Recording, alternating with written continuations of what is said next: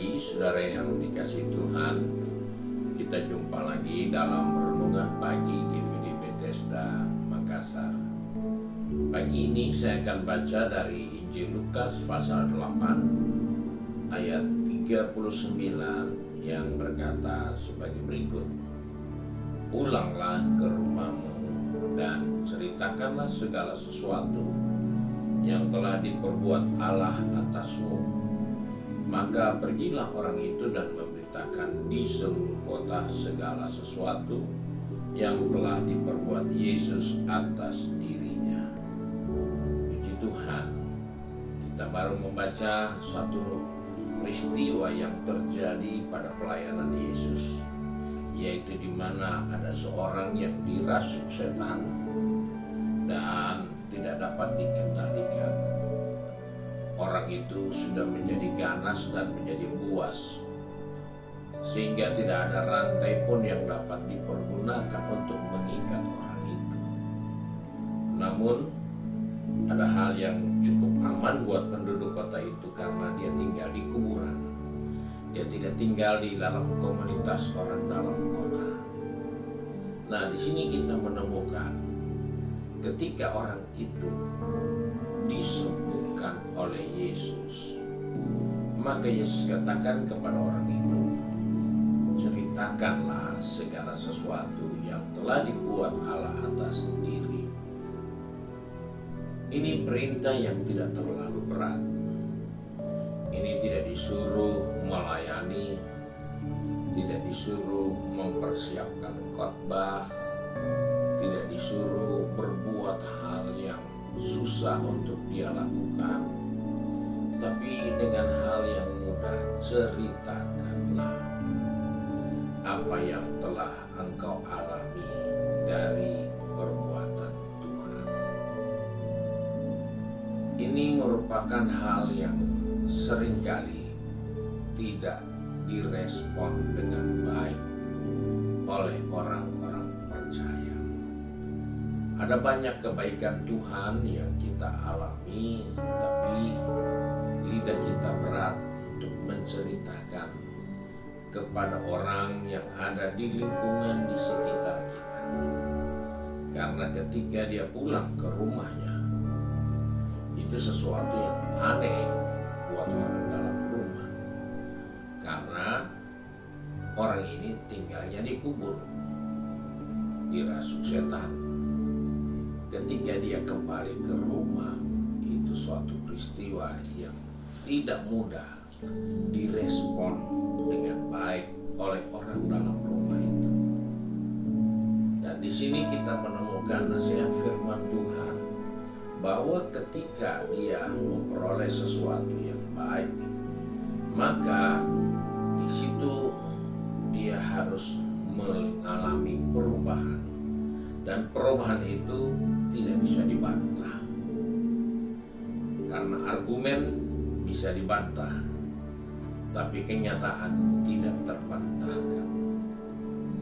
Ini hal yang terjadi atas orang yang dirasuk setan itu, bahwa ketika dia telah mendapatkan perubahan, maka dia disuruh pulang ke rumahnya untuk ceritakan apa yang terjadi atas dirinya. Dan hal itulah yang cukup buat orang itu tanpa disadari dia menjadi seorang misioner di kampungnya sendiri. Karena ketika Yesus ada di situ, dia diusir karena ada 2.000 ekor babi yang mati. Maka nilai ekonomi sangat terganggu ketika Yesus ada di situ. Dan akhirnya dia tidak boleh ada di kota itu. Tapi hanya dengan satu orang yang telah mengalami perubahan, dia menceritakan apa yang telah diperbuat Yesus atas dirinya. Maka sebagian besar mereka percaya bahwa Yesus itu adalah anak Allah yang hidup. Ini tanggung jawab kita sebagai orang-orang percaya dalam perjalanan kehidupan kita, bahwa kita diingatkan, kita harus berbicara apa yang dibuat Tuhan atas diri kita melalui dimulai dari rumah tangga kita. Karena orang yang di rumah kita yang lebih tahu siapa kita sesungguhnya. Dan di sanalah kita melihat bahwa ketika orang itu memulaikan sesuatu yang luar biasa, dia menceritakan bagaimana Yesus telah merubah kehidupannya, maka orang-orang tidak dapat membantah karena dia tidak bisa dikendalikan, dia tidak bisa taat, dia tidak bisa tinggal di dalam kampung karena sangat berbahaya. Tapi kali ini dia sudah berubah dan hidup itu nyata. Dalam kehidupan kita seringkali perubahan yang terjadi atas diri kita disambut dengan ketidakpercayaan. Dianggap kita belum berubah, hanya bersandiwara. Namun ada banyak hal yang telah terjadi sehingga orang tidak dapat membantahnya lagi.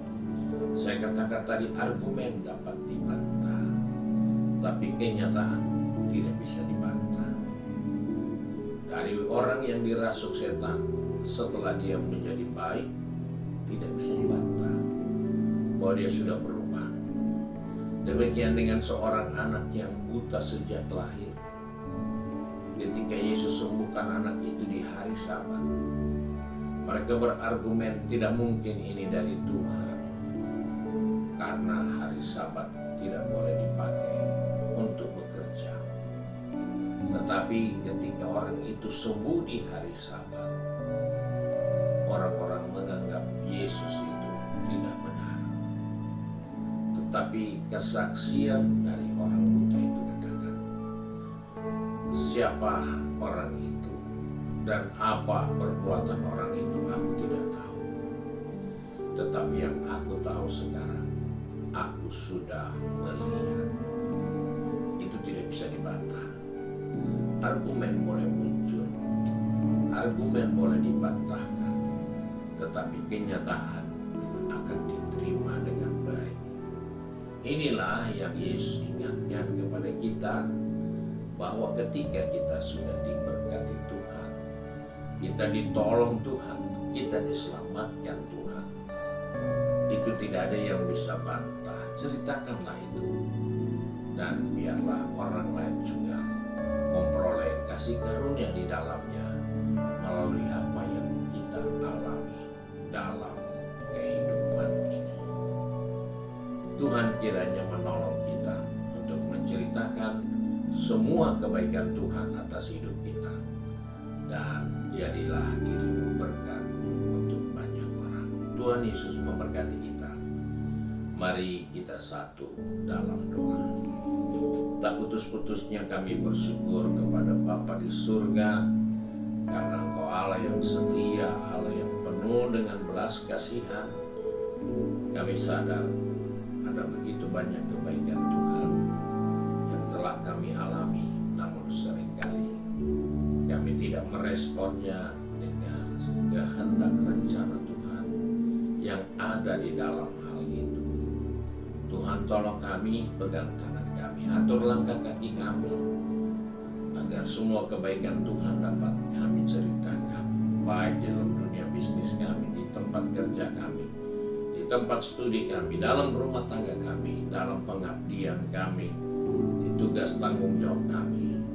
Kami tidak lupa menceritakan kebaikan Tuhan, karena kami percaya jika kami hanya berbicara tentang ajaran-ajaran, kami akan dapat dibantah. Tapi ketika kami berbicara tentang sesuatu yang Tuhan buat, yaitu mujizat perubahan yang terjadi atas diri kami, itu tidak akan dapat dibantah. Karena itulah perbuatan Tuhan yang luar biasa atas kehidupan kami. Terima kasih Bapa untuk hari yang baru ini. Pegang tangan kami, atur langkah kaki kami. Biarlah bibir mulut kami mempermuliakan Tuhan, karena kebaikan dan setia. Di dalam berkat nama Tuhan Yesus Kristus, hamba berdoa dan mengucap syukur. Haleluya. Amin. Yesus memberkati kita dan selamat pagi.